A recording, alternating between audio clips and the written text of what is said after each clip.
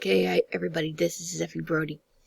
I learned something new the other day, which I think I'm going to be applying to a lot of things, and it's really strange that I never really did this yet in all of my clothes, but I've always had to do things the hard way, like back when they were system clothes and I made stitching or any detail on them, I was painstakingly putting each thing in them. And this was a long time ago. When it came to mesh, I never really bothered. But the other day, I got this top from someone on Marketplace really cheaply, and I decided I wanted to have shorts to match. This is close, but it doesn't have the blue in it. And the thing that was missing after I made them was this stitching. It's like you get on sweatpants and stuff. See? So I decided to go about making my own stitches to match. So it looks like these were bought with this.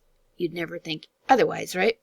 So I had to, I don't even know how I managed to come across it, but up it came on YouTube. I believe it was a video that this gal had. Voice was really high pitch on this gal. For a minute I was cringing, but I think she's pretty good after I get used to it. So what I did was I was looking at this page. I'll try and leave the link in the hole. This gives away these stitches as brushes on this page. You can download it here. And it comes in, I believe, a zip file. And you have to unzip it and put it someplace safe, like for where you put your brushes at. If you have some already, if you don't, I don't even know where. I just made a new folder that said brushes and dumped them in there. And then I came into Photoshop, which is not my forte. They have two different, well, they show a couple of different ways to do this. They had showed that some of these are dynamic and some of them are not. So I have a hold of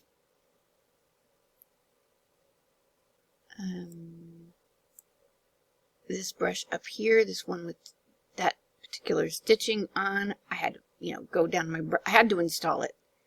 Actually had to look up how we do that. Yeah, I had to Google it again because I forgot how I did it. It is in edit menu. There's a presets manager thingy. This is an older version of Photoshop, and the reason why I use it is because the one we had for college was, a subscription, and it was costing me like $20 a month even as a student, so I can't afford that. Keep coming out.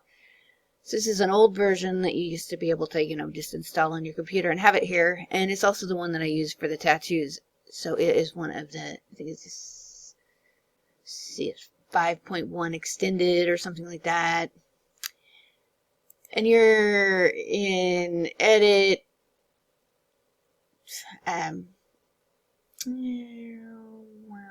wasn't preset manager. No, edit. I just seen it. Preset manager. And then load. And then direct it to where the stitches are. And then load them. Boom. Then all of a sudden they're up there. Up there in your tools where you can grab them. All happy in your brushes.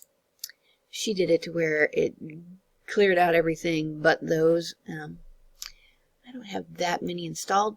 So in this case, you could just come along here and make could just come in here and make a line if you're really good at freehanding, but it also kind of puts an angle on it. I mean, this was dynamic, I think, so it didn't do that. But, you know, see how uneven that is by hand? I couldn't do it by hand. So, I'm going to step back on that. And they taught you how to do it with the pen tool. The Happy Flibbin pen tool. Let's see what I got here. This guy over here, man, when we were in class, my daughter and I went back to college there. We had an evil teacher. We called her Leaf Lady. She made us actually outline a leaf the first day with this awful tool. And it was on a Mac too. We weren't familiar with Mac, so first day it was crazy. We wanted to cry. And also I was in another class with Mr. Moore, who was really nice. And he taught us, well, I ended up doing something completely different than my daughter, so I had a different feel of the pen tool than she did. So I'm going to click on the pen tool. And what you can't see here, I have my layers off. This is just the JPEG version of it instead of the one with all the layers. So when you turn this shadow layer up really high, you can see that there was a little beveled edge here. That's where the stitches were supposed to go. They don't go directly on this. If you put the stitches on this line, it would have been, you know, hanging off the top. This is where, like, the shorts meet the body. So I put the line down in here, and I can barely see it right now. I can see it down in here. It goes up, I don't know, about a quarter of an inch. Whatever you want to call it. Like if it was real, I always try to think of it like that. So the pen tool, which always has these little curve handles that you can pull and make the line curvy. I didn't even have to do that. I just went in here, made my spacing far enough apart, or close enough together. Oops, I don't like that one. That I'm making a curve anyway without doing that curve thing. Just to save on sanity and time. See, I can see that line a lot clearer on this side. And I don't think I can move these. I can delete them. That didn't help. I'm just going too fast. That's my problem. Alright. Let's just leave it like that for now. This is not perfect. You would take your time, and I would have that shadow layer on so I could see exactly where that line was. Then you're over here in next to layers is paths. So I take the path thing, and it shows you the line that you drew. This is once you have you already have your stitches the way you want them, because I already showed you that. You have to do that first, make sure it's the size you want and the color you want and all that. You're going in here and you're saying stroke path, and then you're picking brush out of this if it's not already selected, and then boom, it's, you know, doing that.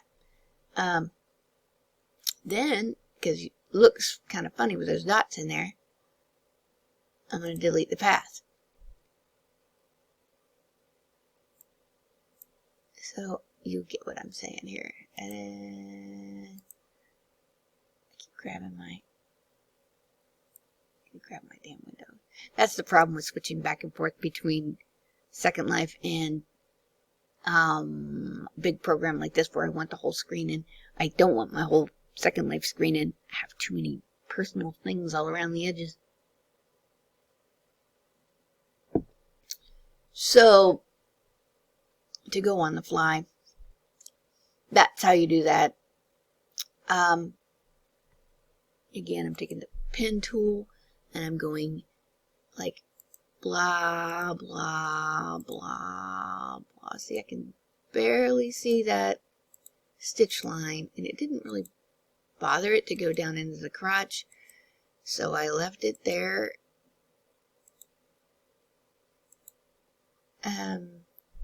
If you got your clicks close enough together, it doesn't, you don't really need to mess with that curvy bit. I'm just trying to save time. But like I said, see, that's way, way imperfect up in here. So you want to take some time to do them right. And then stroking the path. Again, just so you know what you're looking at. I'm deleting the path. That's pretty much it. I mean, mine, or, you know, my original was way straighter and didn't have this goofball straight line crap in here. But I was tickled to death to be able to do stitches, especially one that looks like it goes on sweatpants. It's kind of funny because in Rockabilly there's not usually a call for that kind of stitch. So let's go back to me standing here wearing it. I think that, I mean, I also changed the opacity on it. I realized this wasn't black. I made it a very dark purple so that it matched what was up there. But yeah, it's not the same fabric exactly.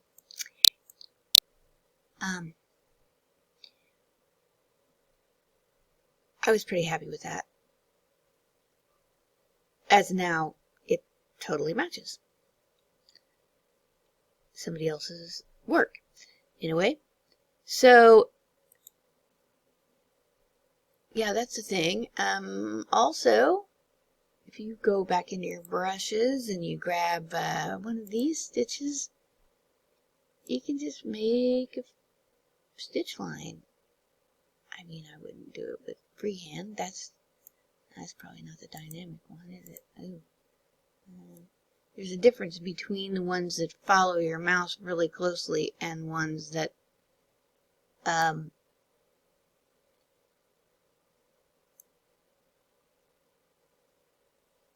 start turning sideways and junk. So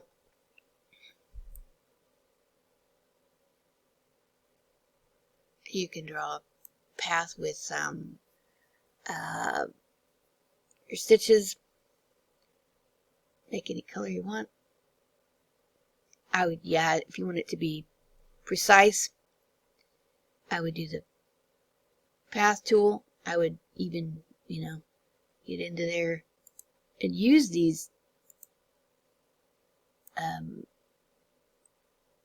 curved line making bastards. We really hated that. Oh God. See, I don't need that till I get around the corner here.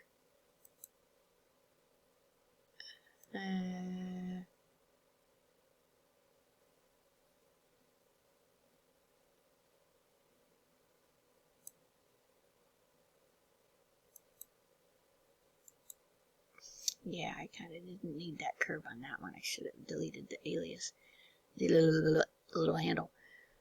Anyway, I am so out of practice with that pen tool because of the annoying thing we had.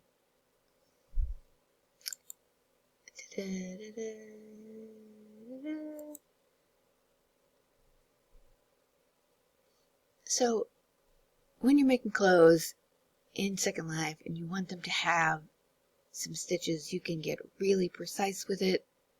And this tool in these brush tools in Photoshop is how you do it. Now, I mean, I don't know how to do it in GIMP, and because I was flying by the seat of my pants. I'm pretty sure that, I mean, there's a lot of brush packages that are compatible, I think, with both.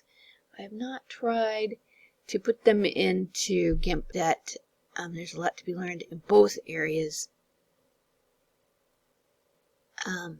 Maybe I'll find out if you can put the same ones over in GIMP.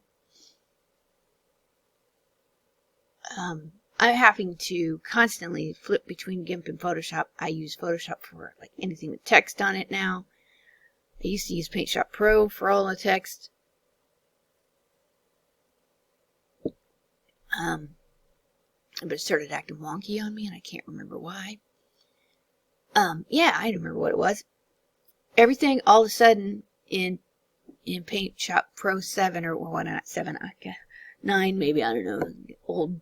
See, I have these old programs that people give me, and or I had various classes and things that kind of obsolete now. But I was always using PaintShop Pro for my text because I could stroke fill everything and all that really fancy, elaborate text work. But all of a sudden, my text started getting really blurry, and everything that I was creating for my signs and my ads, and I couldn't figure out. I still don't know why it was doing that. But I said, screw that, I'm not using it anymore. So I started using Photoshop. Now I'm getting more comfortable with it. Considering that I just took, 2 years of Photoshop classes, and then promptly forgot everything. That's what you get with old age. And here I am, in my 50s. So I got a lot to look forward to losing my mind. Got a lot of memories to lose. Here we go, right? So I was really adamant not using Photoshop except for in class. I didn't do myself any favors. So the one tool that I hang on to dearly in GIMP, and I go over this a lot, is that color to alpha. And I had a viewer say that in the new one, it's not just there. You have to take like 3 extra steps to get it. I was like, oh God, I don't want to go to the new one then, I'll hang on to my old version until they pry it from my spastic tumor-ridden fingers. But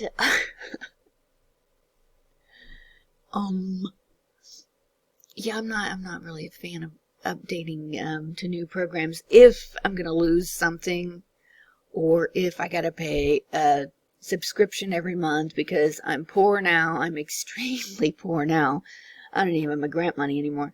So people out there, feel you for that. If you're having the same problem as me, can't afford that stuff, you can find older versions of programs that you don't have to have the subscription for online. If you dig around, you can find the old downloadies, and they work. Especially the one I just had for the extended one that I had because of the tattoo, the 3D image thing. There's a video for that. So that I did. Anyhow, I'll put the link to the stitches, and they also have a tutorial more in depth than mine. I just thought I would point it out. So I'm pointing out somebody else's cool video and the fact that they're giving away the brush tools for free. They were using it directly in Marvelous Designer, and I thought that's really wild because I never textured anything in Marvelous Designer while I was in Marvelous Designer. So I didn't even know that was a thing. Yeah, I needed to have stayed home and studied right along with the stuff I was already learning on YouTube, and I'd be a genius by now, because my friends that were starting out in Marvelous Designer and stuff like that now are just kicking butt, like looking at a picture of some clothes and then making it, and I'm in awe, and I really feel like I kind of went the wrong path. But while in college, I had to take all these other general courses, and ended up our art department shut down, and I had to finish with a general major, and it was not fun, people, but the grant money was good. So I do miss my grants, and I'm glad it's over, though. My daughter's really glad we're out, but I kind of miss having structure and something to do. Sometimes things don't get done unless I'm forced to. Anyway, I'm going to stop rambling. That's the stitch tutorial for now. Check that out. Like, subscribe, buy me a cup of coffee if you think I've helped. Thank you. Bye-bye.